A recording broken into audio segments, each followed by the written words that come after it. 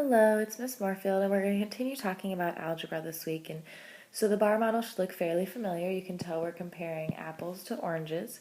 Our apple, you can see, is represented by x, and I see 3 of what we assume x. We assume those to be equal, and I see my orange this time. We've introduced another variable, so my oranges are now represented by y.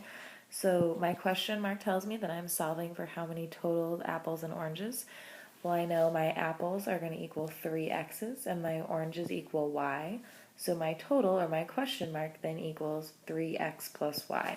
So this is not different from last week other than I've taken out the numbers and we have more than one variable. So we're now introducing the use of x and y in the same expression or the same equation. So again, this should be the same process, just with more than one variable. So if I looked at this bar model, the only thing I know so far is that my solution is going to equal 3x plus y. Now if I look at this bar model, again I'm looking at apples and oranges.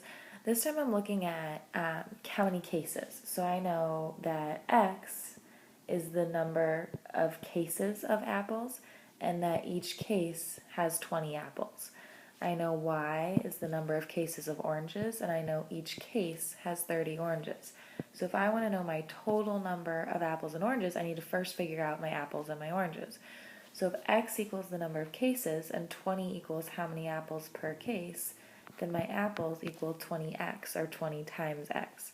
Now my oranges are 30 per case, so my oranges are going to be 30y, or 30 times y, because every box that I find is going to have 30 oranges in it, or 20 apples in it. So my total then is going to be my apples, which is 20x, plus my oranges, which is 30y. Again, this is not a new process, I've just added another variable.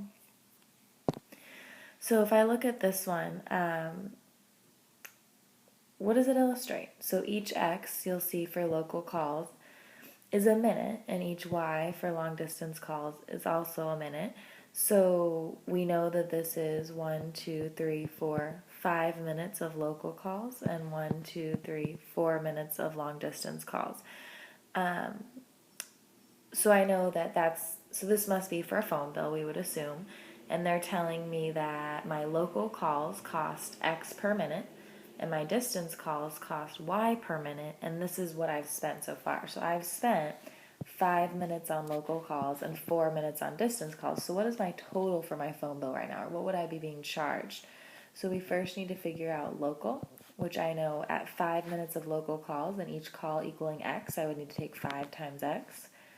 For my long distance calls, I know each one is equal to y, and I've made 4 minutes of distance calls, so 4 times y.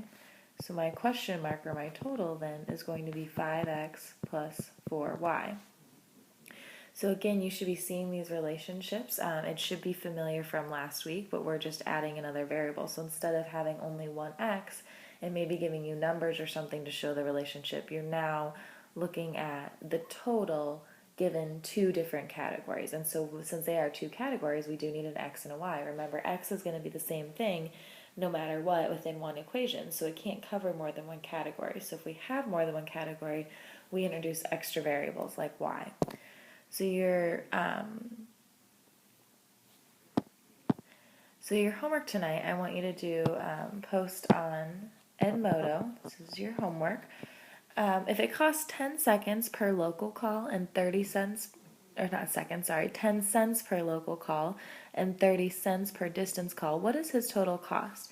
So you should be thinking about your expression that we just came up with, which our total cost equals 5x plus 4y. Now, of course, you're going to need to remember which variable was local and which variable was distance, and then plug in those costs and post on Edmodo what his total cost was, as well as if you have any questions regarding this problem or the bar models discussed previously, and we will continue working on this in class tomorrow.